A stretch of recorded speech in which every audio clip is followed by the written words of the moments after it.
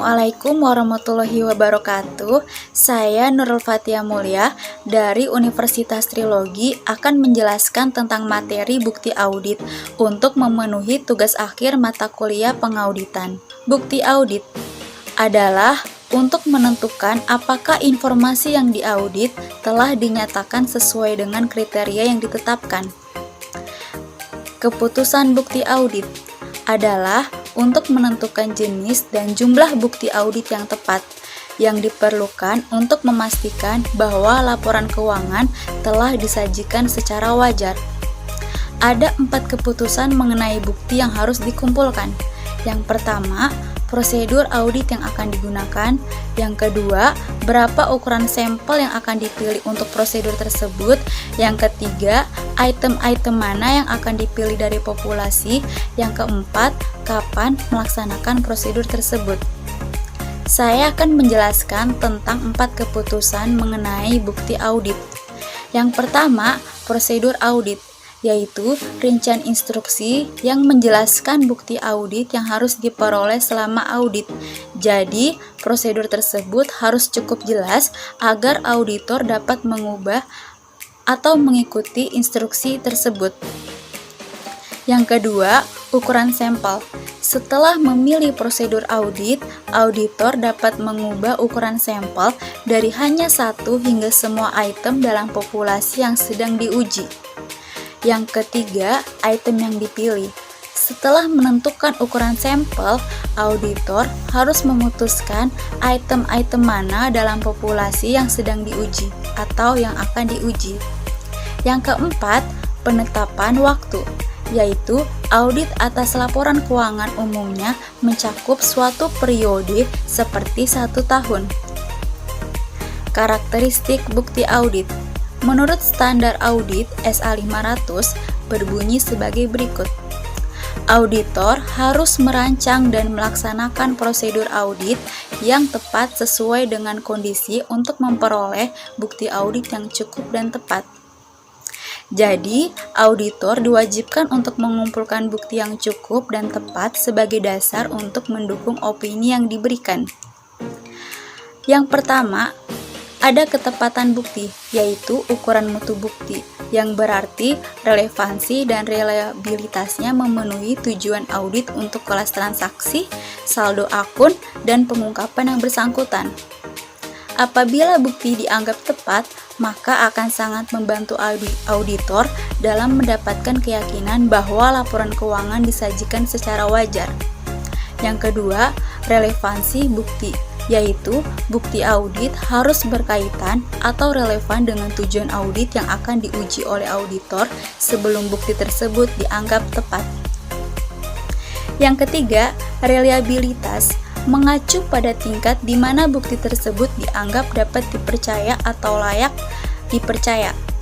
Reliabilitas tergantung pada 6 karakteristik bukti yang dapat diandalkan. Yang pertama, independensi penyedia bukti. Maksudnya, bukti yang diperoleh dari sumber luar entitas lebih dapat diandalkan ketimbang yang diperoleh dari dalam entitas. Misalnya, komunikasi dari bank, pengacara atau para pelanggan umumnya dapat diandalkan ketimbang jawaban yang diperoleh dari wawancara dengan klien. Yang kedua, efektivitas pengendalian internal klien, yaitu jika pengendalian internal klien efektif, bukti audit yang diperoleh lebih dapat diandalkan ketimbang jika pengendalian internalnya lemah. Yang ketiga, pengetahuan langsung. Bukti auditor yang diperoleh langsung oleh auditor melalui pemeriksaan fisik, observasi, penghitungan ulang, dan inspeksi akan lebih dapat diandalkan. Selanjutnya, kualifikasi individu yang menyediakan informasi meskipun sumber informasi bersifat independen. Bukti audit tidak akan dapat diandalkan kecuali individu yang menyediakan informasi tersebut memenuhi kualifikasi untuk itu. Yang kelima, tingkat objektivitas. Bukti yang objektif lebih dapat diandalkan ketimbang bukti yang memerlukan pertimbangan tertentu untuk menentukan apakah bukti tersebut benar. Contoh bukti yang objektif meliputi konfirmasi piutang, usaha, dan saldo bank. Yang terakhir, ketepatan waktu. merujuk pada kapan bukti itu dikumpulkan maupun periode yang tercakup oleh audit. Selanjutnya, kecukupan bukti berkaitan dengan kuantitas atau seberapa banyak bukti audit yang harus diperoleh.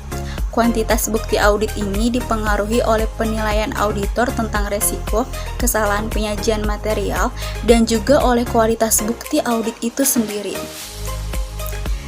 Jenis-jenis bukti audit. Yang pertama, ada pemeriksaan fisik. Adalah inspeksi atau perhitungan yang dilakukan auditor atas aktiva atau aset berwujud. Jenis bukti ini paling sering berkaitan dengan persediaan kas. Yang kedua, konfirmasi, yaitu menggambarkan penerimaan respons tertulis langsung dari pihak ketiga yang independen yang memverifikasi keakuratan informasi yang diminta oleh auditor. Responsnya dapat dalam bentuk kertas atau media lainnya.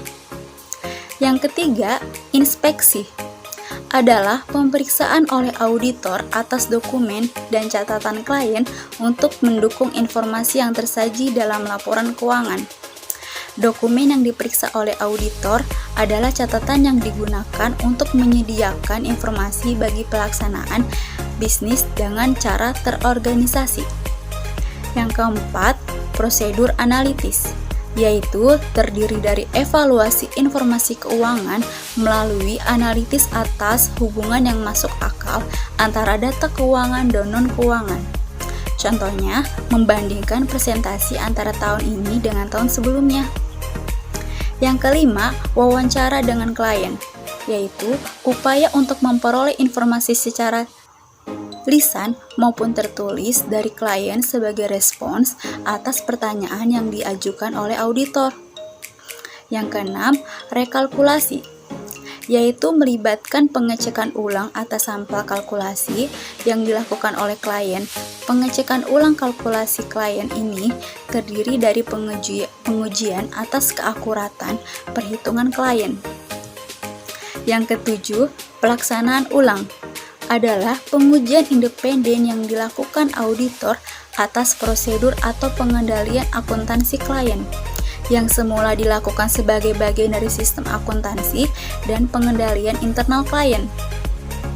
Yang terakhir, observasi, yaitu mengamati proses atau prosedur yang sedang dilaksanakan oleh pihak lain. Auditor dapat mengunjungi lokasi pabrik untuk memperoleh kesan umum atau fasilitas klien atau mengamati para individu yang melaksanakan tugas-tugas akuntansi untuk menentukan apakah orang yang diserahi tugas tanggung jawab telah melaksanakan tugasnya dengan baik. Demikian presentasi dari saya, kurang lebihnya mohon maaf. Wassalamualaikum warahmatullahi wabarakatuh.